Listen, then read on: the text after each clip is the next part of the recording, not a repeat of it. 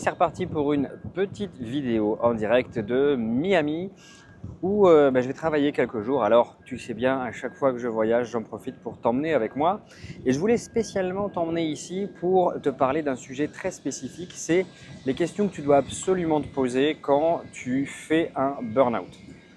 Ça, c'est quelque chose dans lequel je vais prendre un petit peu de temps pour la simple et bonne raison que quand on est en burn-out, la première chose qu'on se dit, c'est comment je peux faire pour m'en sortir mieux. Oui, bah ça, c'est bien. Donc, on a déjà fait plein de vidéos sur le sujet. Il y a plein de vidéos là-dessus sur la chaîne, tu peux les retrouver. Mais moi, je voudrais te parler de questions un petit peu plus profondes. C'est-à-dire, qu'est-ce qui t'a amené dans le burn-out et qu'est-ce que je vais faire maintenant du reste de ma vie, sachant que j'ai fait un épisode de burn-out. Tu vois, il y a deux manières de voir cet épisode. La première manière, c'est de se dire « Mon Dieu, c'est une catastrophe, c'est terminé, ma vie est foutue, je ne peux plus jamais retourner dans mon ancien boulot et c'est une catastrophe. » Ça, c'est vrai que ça peut être vu comme très négatif. En tout cas, ça peut être perçu comme quelque chose de très négatif. On peut aussi le voir d'une autre manière. On peut aussi le voir d'une manière un peu plus radicale qui est « Très bien, qu'est-ce que je vais faire maintenant du reste de ma vie?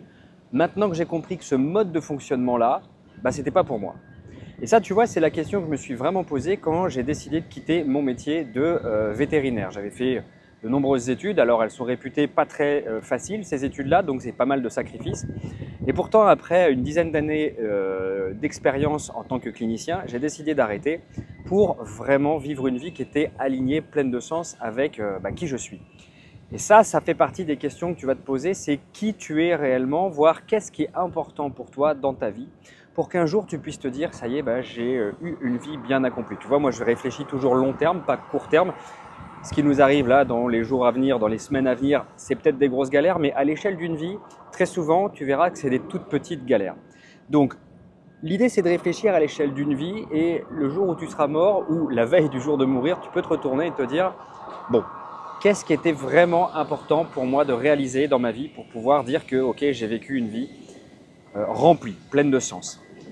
Et il faut que tu te poses des questions en fait. Qu'est-ce qui fait sens pour toi? Qu'est-ce qui t'anime? On pourrait parler de tes valeurs, en tout cas pas des valeurs morales, l'honneur, la gloire, la liberté, mais des valeurs plus personnelles. Qu'est-ce que tu valorises? Tu vois, moi je valorise énormément et depuis mon enfance la transmission. J'ai toujours été un pédagogue.